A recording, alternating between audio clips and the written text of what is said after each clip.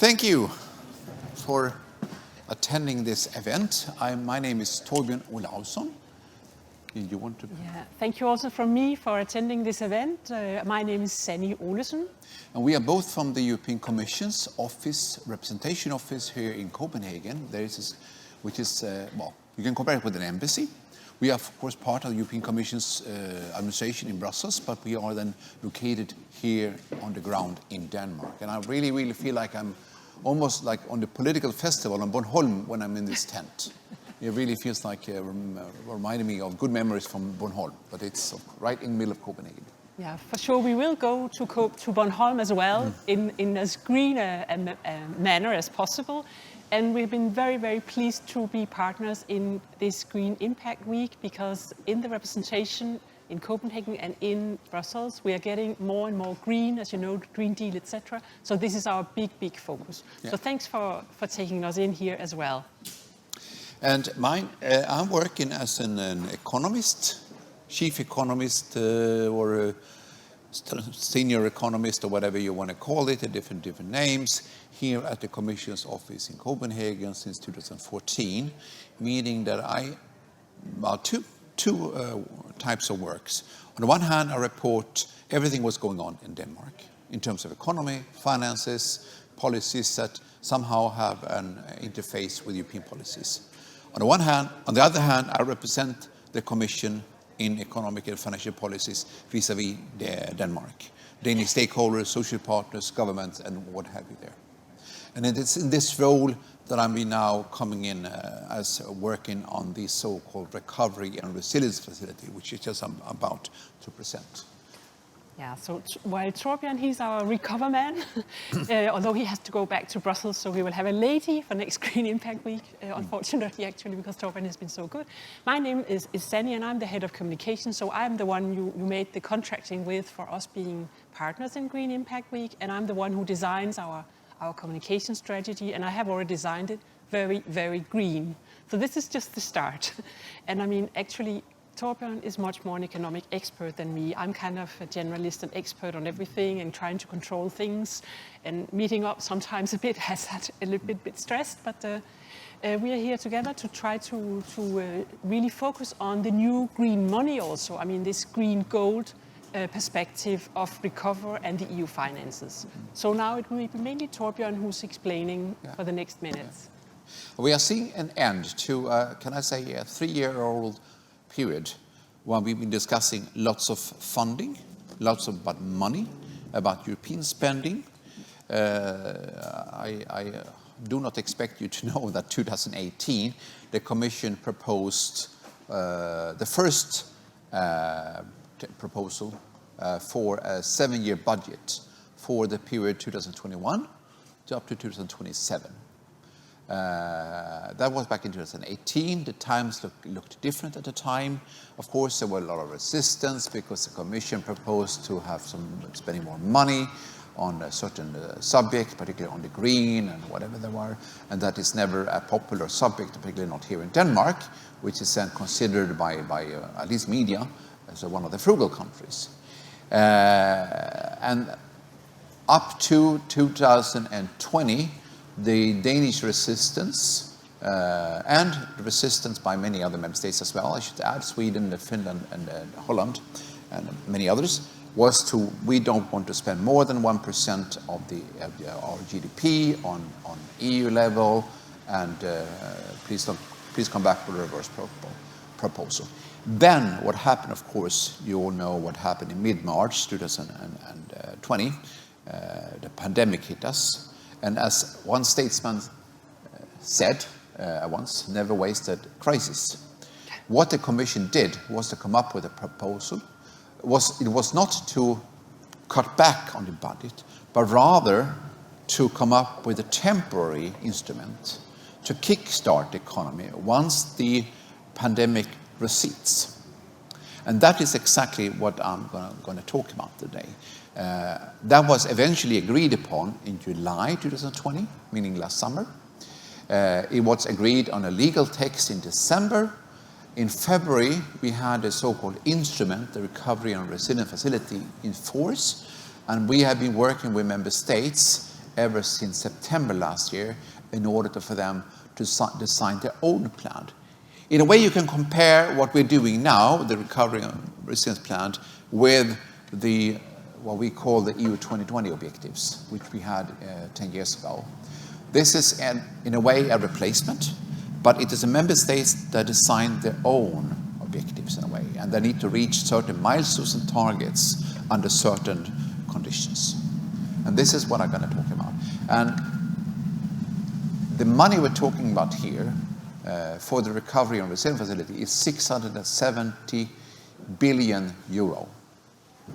And that's quite a massive amount. So I'm not going to deal with how each and every SME can apply for the 670 billion euro, because that's quite impossible. But I'm going to explain to you how it's been dispersed to member states and explain a little bit what it contains. I will also explain a bit also what the Danish plan contains. Now, as you see from the slide here, this was not the only support program in this multi-annual financial framework. We also have other support programs. I will not go into depth, but you can see that we have rescue, we had SURE program, we have other programs as well running in parallel. But I have been extremely busy the last few months on this Recovery and Resilience Facility. And the Recovery and Resilience Facility is then in fact, it makes up 90% of the Next Generation EU.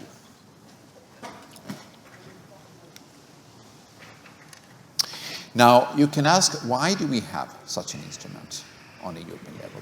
Well, when the pandemic hit, one thing, we basically from European Commission said that, okay, member states must be able to support their own people and through furlough systems, whatever that, without us intervening from a state subsidy angle. You know, we have a monopoly in the European Union, that it's the European Commission that basically regulates the competition policies here. But during this period of crisis, we basically gave a free hand to member states. So please go ahead and support your own companies and whatever, in order to avoid big unemployment. But of course, the conditions for supporting, I mean, the conditions for supporting through furlough systems, in other words, was quite different, because the fiscal situation was quite different. Germany alone, I think at one point last spring, had announced state subsidies to its companies amounting to approximately half of the overall 27. So, because Germany simply had the capacity to do it. Or if you take a country like Greece, or Bulgaria, Romania, whatever, I mean, I don't know where you're from, but I don't know, maybe I take another country then.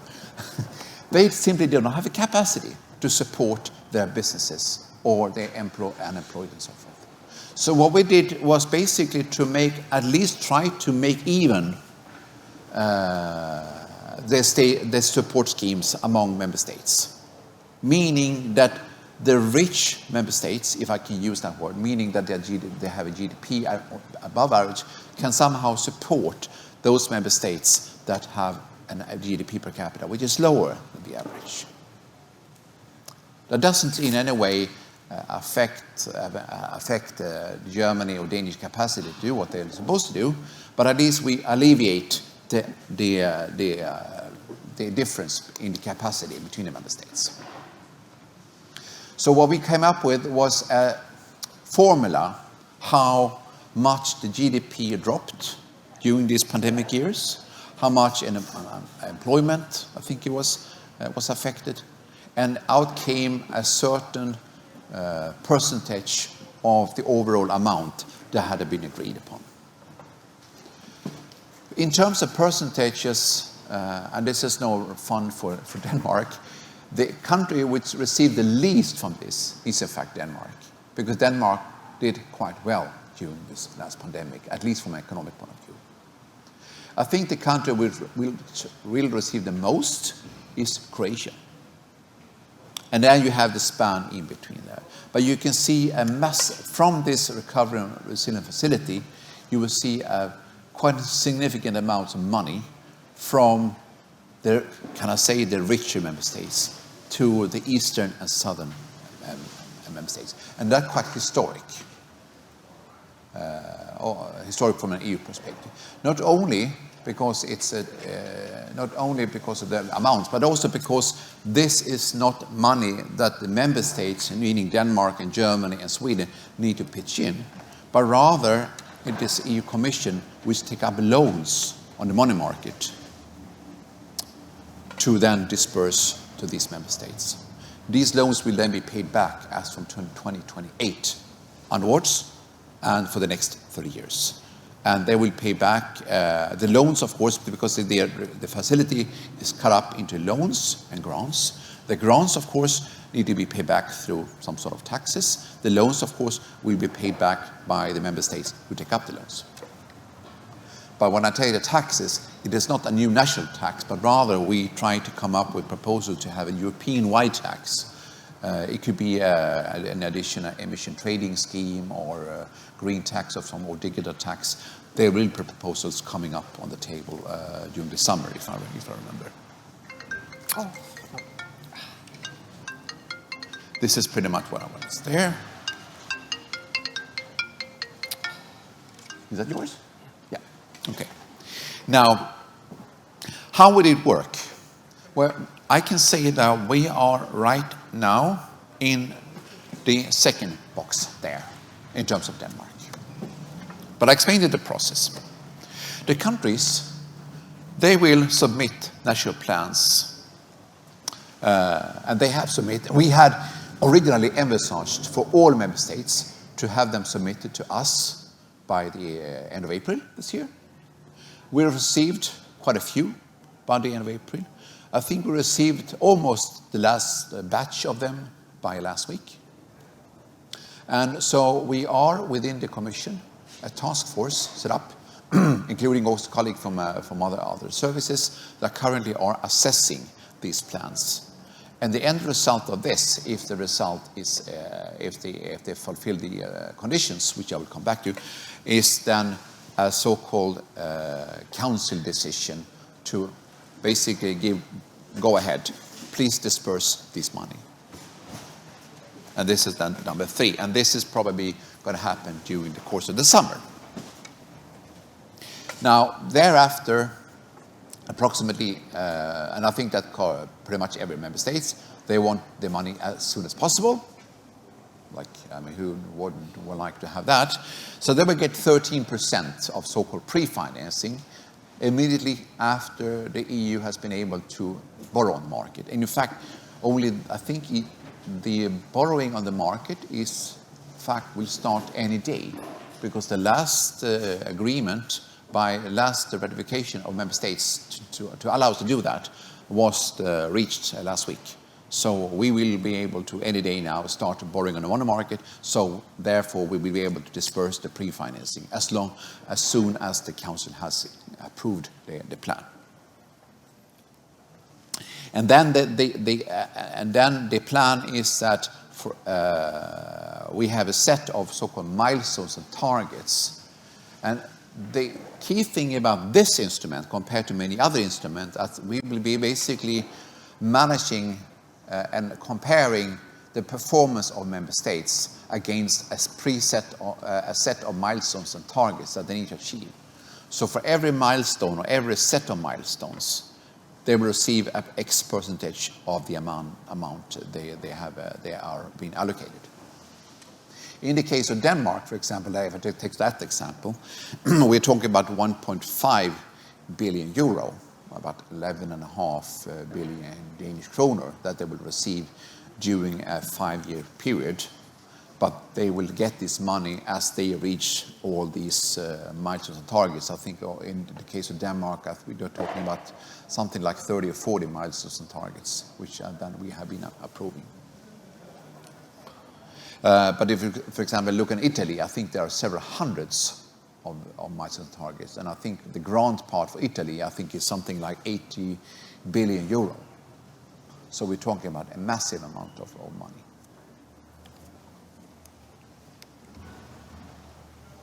Now, as I said, this instrument is new.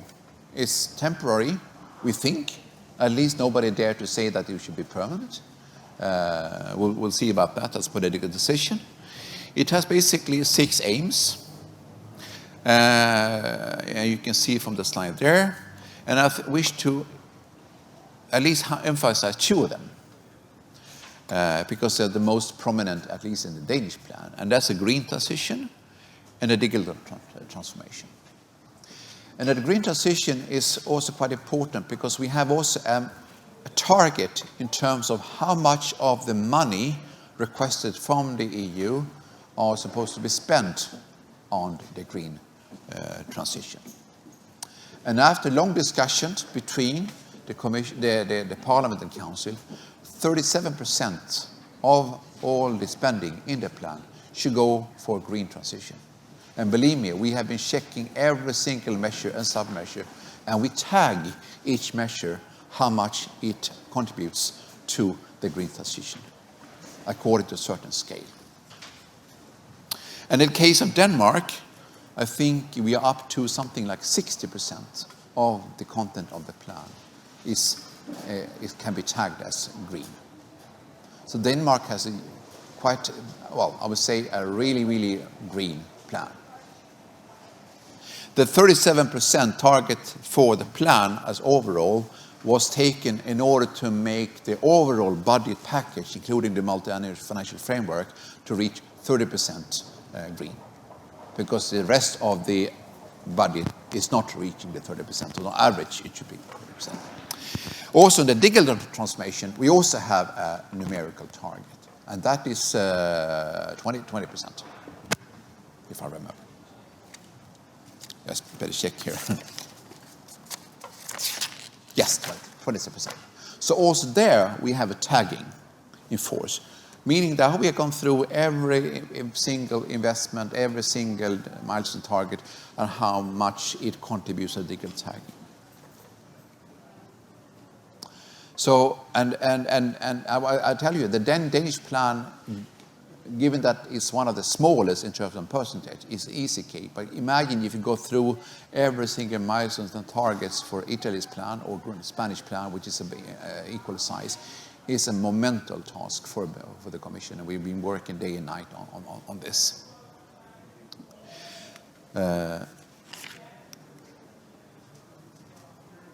Well, here you have something more data about it. And I would also wish to say that one thing that came with the taxonomy regulation, I don't know if you're familiar with that one. Basically, it's a system of classifying what is a green investment. And in that regulation, we have something called do no significant harm.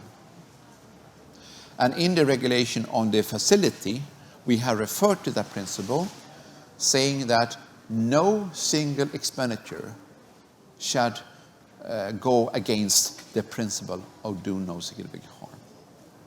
And I tell you, that has been quite a work, because that means that we have to go through every single expenditure, every single proposed reform and milestones and what have you there, to make sure that nothing, not even the last kroner, go against this principle. And this, if anything, at least what I heard from some NGOs in Brussels, is even more important to the green transition than the green money itself. For example, we had a discussion, for example, what about green, what about scrapping of all diesel cars? What about nuclear power station and whatever? I mean, you have thousands of proposals that each and every of those need to be set against this principle of do no significant harm.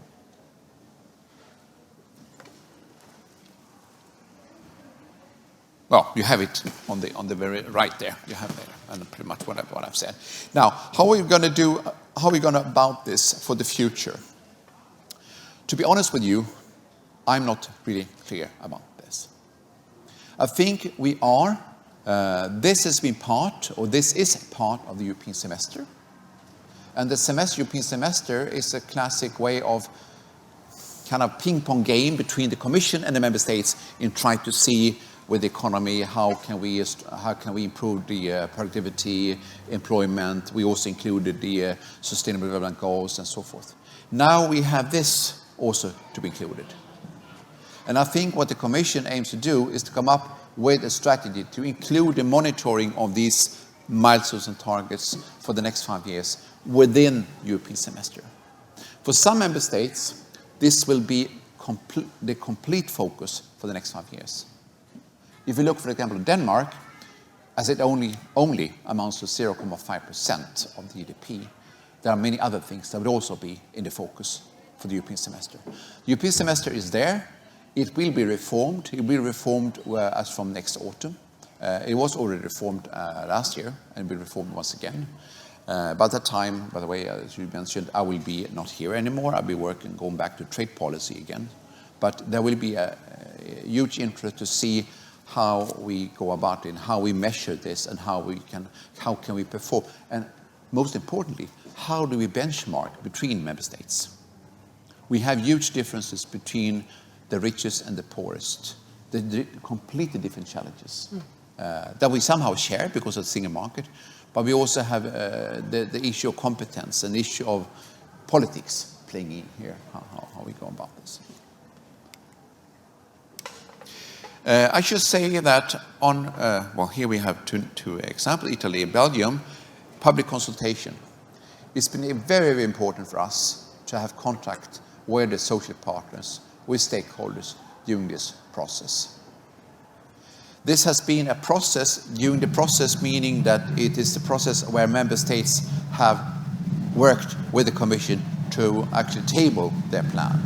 But still it has been under the authority of member states to consult their own NGOs and social partners and so forth. We have been, from the Danish side, encouraging that very much. We have organized events jointly with the stakeholders. I've been regularly briefing my network of stakeholders there. The level of inclusion between stakeholders and the government preparing the plan has been quite different. And that's also that's something we will mention in the report once we table the draft documents for the Council. But also in the implementation phase of the plan will also be equally important. Make sure that all green products, coherence product, whatever there, at all levels, always include the various stakeholders, because it's all about ownership, as has been the case all along for the European semester.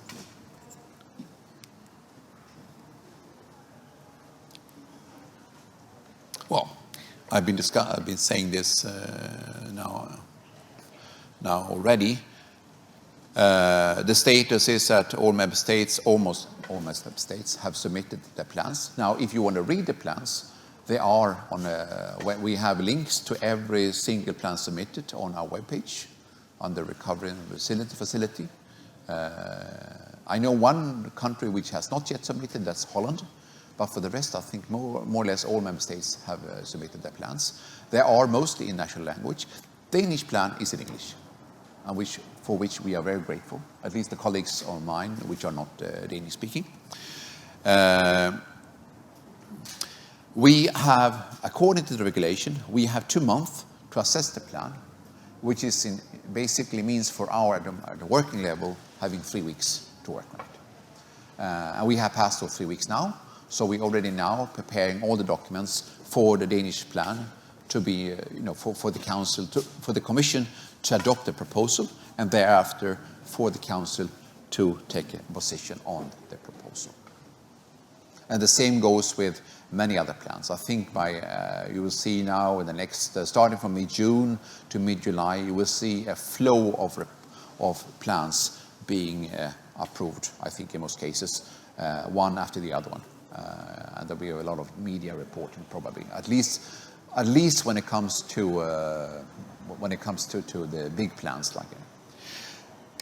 We have had technical discussions with member states, and our first discussion with the Danish authority, meaning the Minister of Finance in this case, were held I think I visited the Minister of Finance in late October, and ever since we had weekly or bi-weekly meetings with the Minister of Finance, and the Minister of Finance had itself then contacted the different line ministers.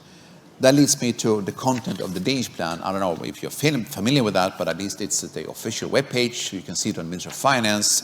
The biggest, there are 7 components in the Danish plan. As I said, it's very green. The biggest component by far is the so-called green tax reform.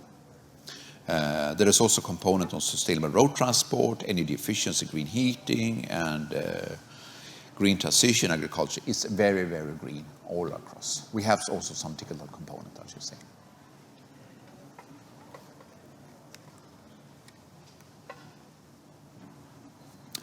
This is pretty much what I wanted to say at this stage. As I said, it can be quite abstract for a single companies. If you look, for example, compare with once under the presumption that the Danish plan is approved, which of course I cannot judge at this stage, it goes back to the country, goes back to the Ministry of Finance. There, once dispersed, they will of course decentralize the work to the line ministries. If you, for example, let's take an example of a support scheme for R&D. Of course, it's not going to be the Minister of Finance doing that. That's going to be probably the Minister of Higher Education being responsible there. And it might not even the ministry, it might be the agency working on it there. So the applications for funds from this RV go through the line ministries or even the agencies. That's at least how it works in Denmark, or will work in Denmark, and I presume it will work similar way also in other member states. Some applications will go through public procurement or open biddings, open tender. Some other one may work differently, but it's all there in the Danish plan. For those interested, please consult it. It's on Minister of Finance. It was published on the 30th of April. And you will see it all there. And of course, there will be implementing measures by the Ministry of Finance once they have the plan approved. So, Torbjørn, may I ask? Sure. I'm not sure whether we can take questions, but for innovative companies like some of the ones following this, will this mean that they can, when this is implemented, they can apply actually for additional funding for green innovation? Yeah, absolutely. Under directly in relation to Danish authorities, Yeah. They do not have to apply in Brussels. No. This is this is so-called, the decentralized.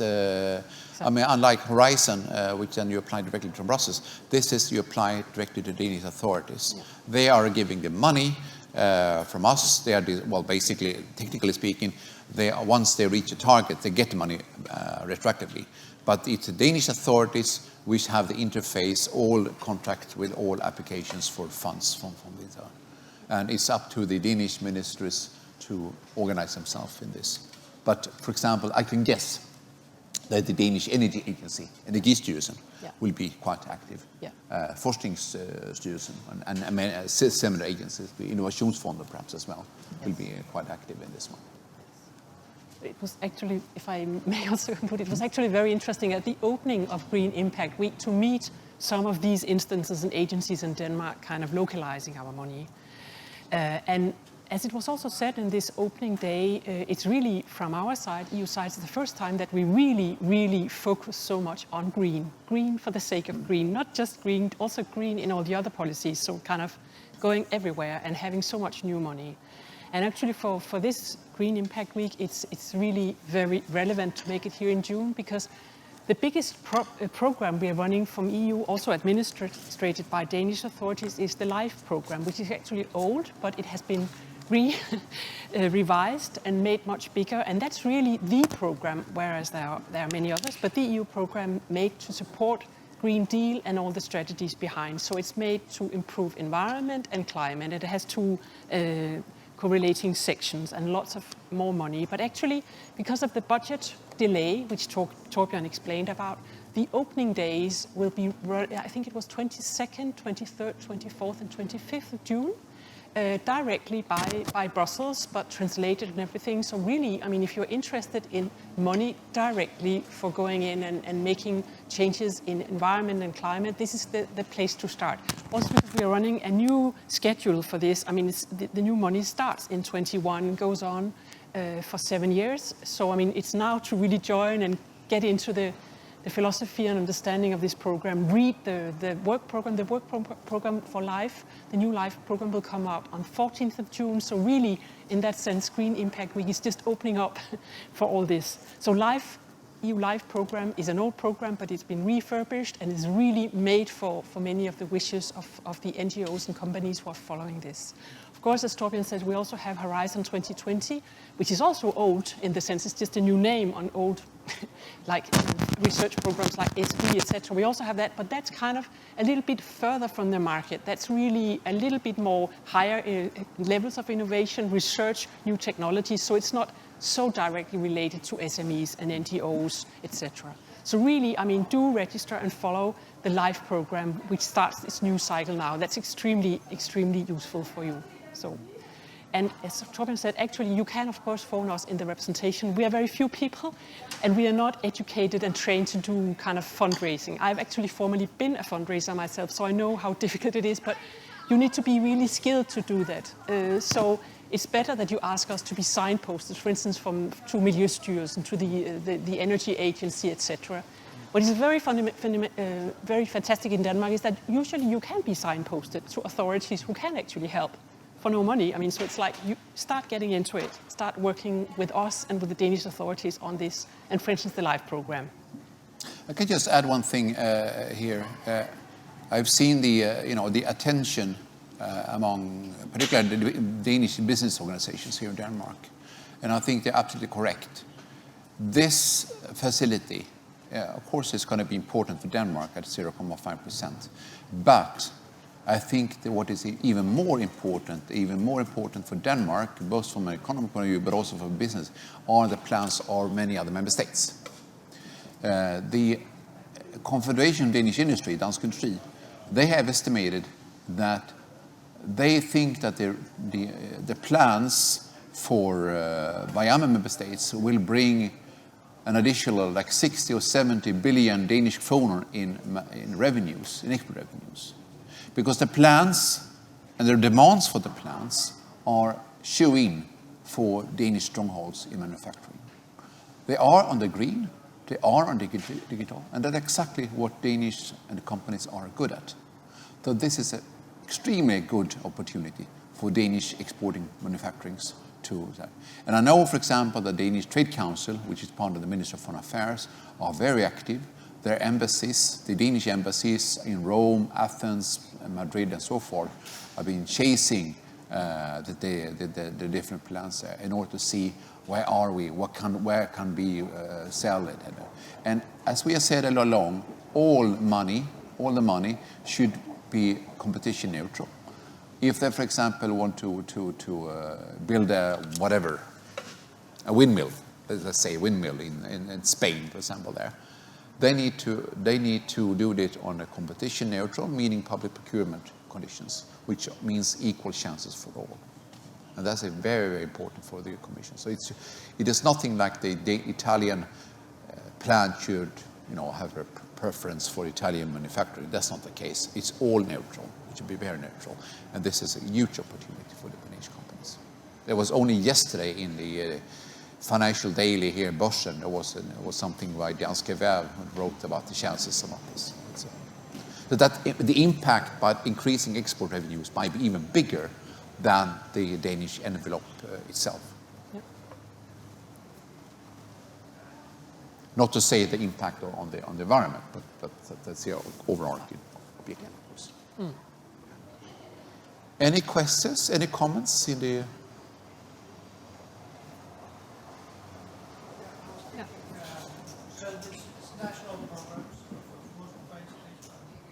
Thank you.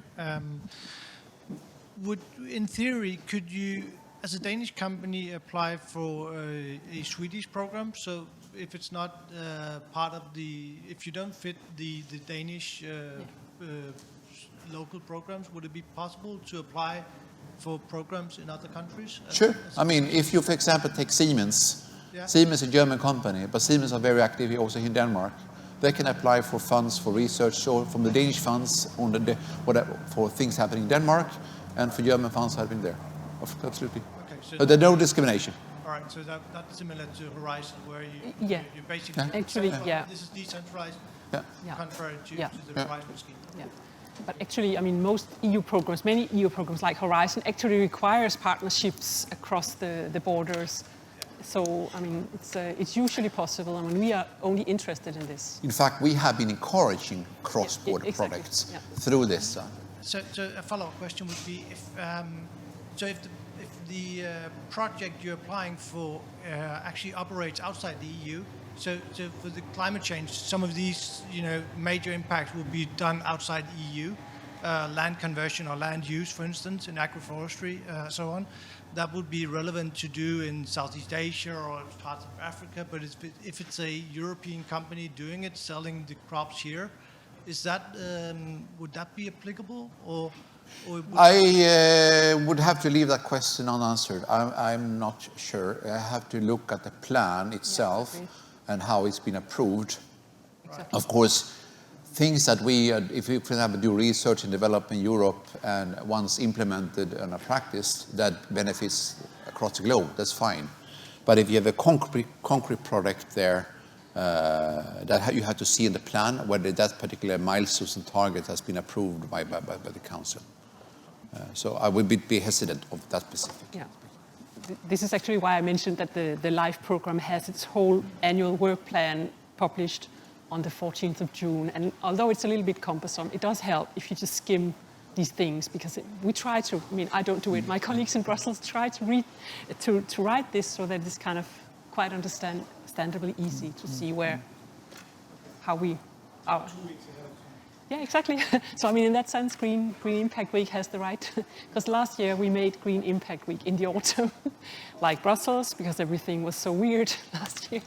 But this year, actually, it does fit with the beginning of all these new funds, all these new green focus, which is also my focus. As I said, there are a lot of help to get in Denmark. As I said, I used to be a fundraiser lobbyist, and therefore I know we are a whole network. There are EU lobbyists in Copenhagen, in Funen, in south of Denmark, in Greater Copenhagen for the research facilities. So, I mean, it's quite an advantage, actually, that we have a good correlation with public authorities and agencies and companies. At least start there if you're not experienced. Or maybe you but at least it's better than in other countries.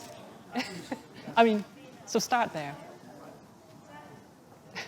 Okay. Well, thanks for listening then. Yeah. And by those who have been watching me in the camera. You've been a good audience.